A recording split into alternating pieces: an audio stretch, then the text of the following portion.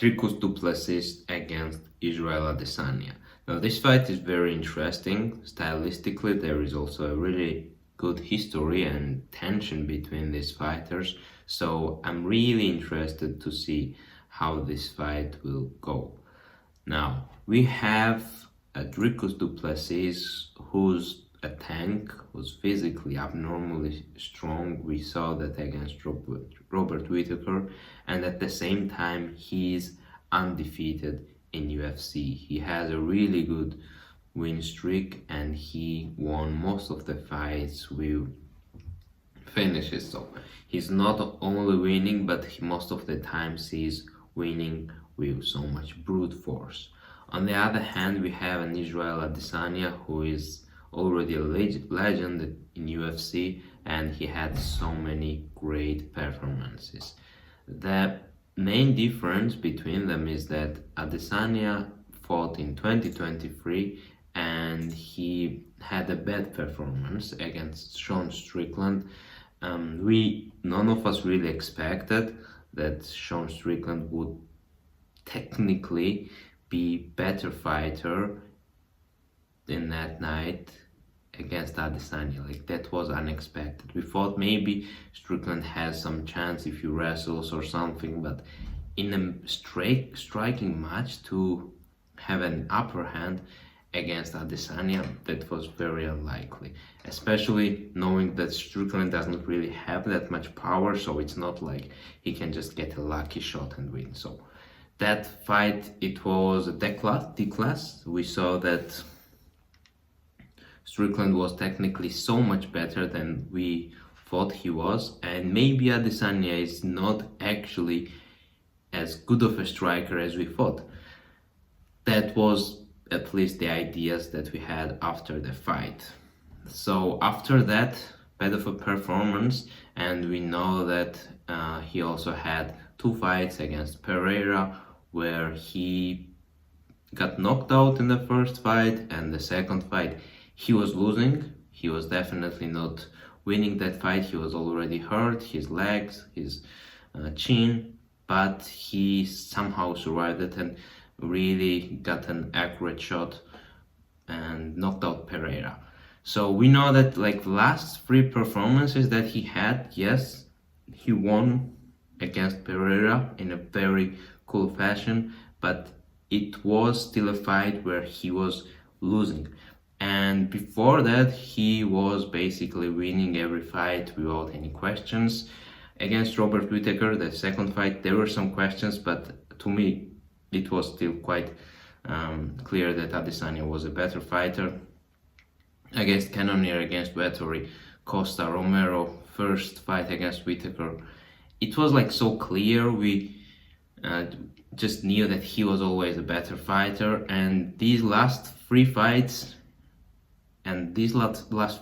were in the last 2 years. So the last 2 years Adesanya did not really seem to be dominating, or at least seem to be in the perfect control of those fights. So it seems that some things have changed.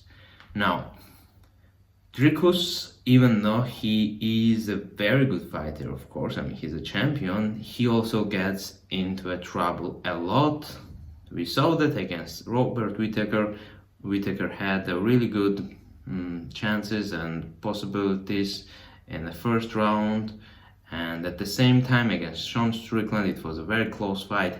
I don't really know who won that fight, but I know that it was really close, and the decision could go either way. And even against Darren Till, Du Plessis had, of course, he finished Darren Till, but he got so tired in those fights and he was so bad. I mean, he looked really bad in the last rounds. He was just tired, he was not really doing anything, he was not really defending himself, but Darren Till simply could not use those chances that were given to him. Of course, things have changed after that.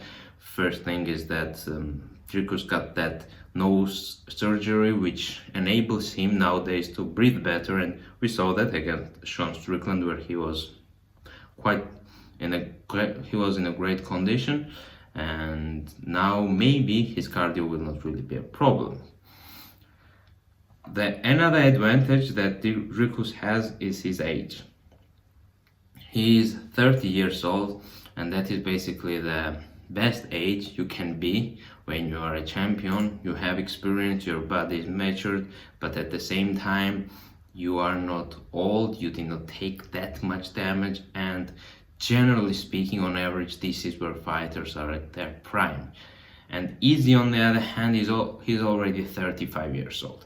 And 35 years old, especially in higher weight classes, is fine. There is nothing really wrong about that. It's not too old.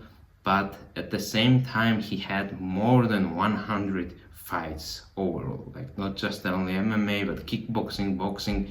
If you combine everything, this man had just unbelievable amount of fights. And most of the times he did not really take that much damage. So he seems to be still quite fresh, but it's still too much, you know. So we could technically expect that this might even be Adesanya's last fight. We don't know how he really feels. We don't know how damaged his body is, because he did not fight last in 1 year, and he was generally very active. So it's not like time is working for him. But on the other hand, we have seen so many times that Adesanya has that ability to go from bad performances to unbelievable performances, and that was against Pereira, that was against even Jan Blachowicz. He lost that fight. He did not really bulk up properly, so it was maybe more of a strategic error, but afterwards he was in a great shape at middleweight, and he performed unbelievably well. So this man is definitely one of the best fighters middleweight, and if there is someone who can come back from such a bad losses and win a fight, it's him, because we have seen it from him already, and he is an unbelievable striker with so much precision, with lots of power to it. It's not like he has pillow hands. He doesn't. He can hit quite hard, but more importantly, he's so accurate. If you're gonna give him even just a little bit of openings, he will definitely punish you. Now I want to show you this topology page where we can see some differences between them. Adesanya is taller man, 6'4", Dricus 6'1", and Adesanya also has a 10 centimeters or 4 inches of reach advantage. That is very significant, and that's one of the things that Adesanya uses very well. And also most of the community thinks that Adesanya will actually win this fight, and they think that he will win by TKO or KO. It is a very bold prediction considering how active Dricus was and how many wins he has, and he's younger and he's a champion, but still people, at least on this website, think that Adesanya has an upper hand. And I am also one of those persons. I'm going to give you my prediction. I do believe that Adesanya will win this fight. There are some things that can go wrong for Adesanya, such as Dricus is a brute. You know, he's physically very strong. He will try to wrestle with Adesanya too, and he might even have a really good success there because he's just a better wrestler, and he's also physically so much stronger, or at least that's what I think. And at the same time, he has power. He is awkward. The way he fights is ugly, but it can still be very successful because we maybe are underestimating his technical abilities. Maybe it looks bad, but in reality it's quite fast, it's quite awkward, because Sean Strickland did not really have that much success against him, where generally he has a great success against really good strikers. I mean, even against Pereira, Sean Strickland was doing fine until he was not doing anymore. So he did not really have that much success against Dricus, and that might indicate that Du Plessis is a much better striker than we think he is, and at the same time he is very durable, he is very physically strong. But I still think that Adesanya's striking should be on another level. I mean, his last performance was bad. It felt like you are a glory kickboxer. You are not supposed to lose a kickboxing match. It should not happen. But on the other hand, that was one really bad performance. But there are thousands, or not thousands, but tens of really amazing performances by Adesanya. So I tend to think that he has been so good against so many other opponents that this one loss against Sean Strickland should not be a decisive factor. Jared Cannonier, Robert Whittaker twice, Marvin Vettori. Okay, Vettori sucks. He's bad at striking. I think he's even a bad fighter. He's just very durable. Vettori is a terrible fighter to be on a top level. As a title challenger, I think he's a terrible fighter.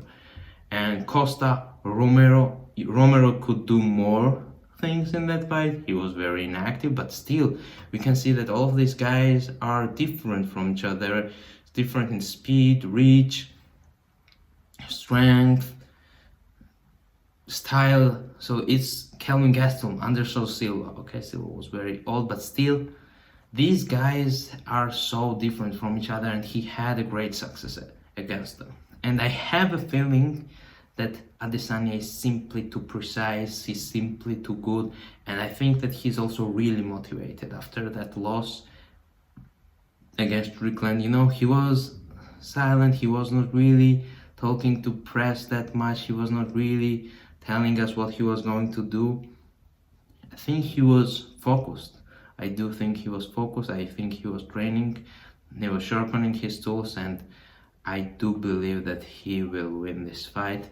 He will win against Dricus Du Plessis, and I also do believe that it might be a knockout.